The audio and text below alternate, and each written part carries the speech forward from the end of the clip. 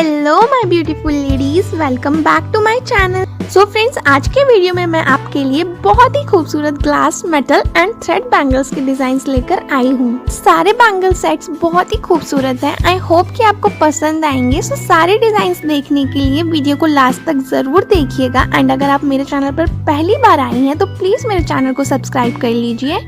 Side में जो bell icon है उसे भी प्रेस कर लीजिए ताकि आपको मेरे आने वाले हर वीडियो का नोटिफिकेशन टाइम पर मिल जाए।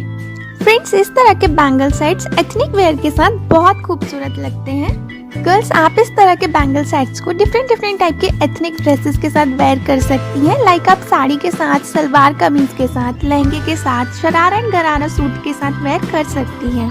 फ्रेंड्स, आप झुमकी बैंगल्स, स्टोन लगी हुई बैंगल्स, पर्ल डिजाइन वाली बैंगल्स को सिंपल बैंगल के साथ पेयर करके भी पहन सकती हैं।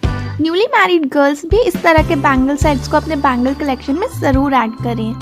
फ्रेंड्स, आने वाले वेडिंग फंक्शन एंड फेस्टिवल्स में अपने एथनिक वेयर के साथ पहनने के लिए इस तरह के खूबसूरत बैंगल सेट्स आप भी जरूर से परचेज करिएगा।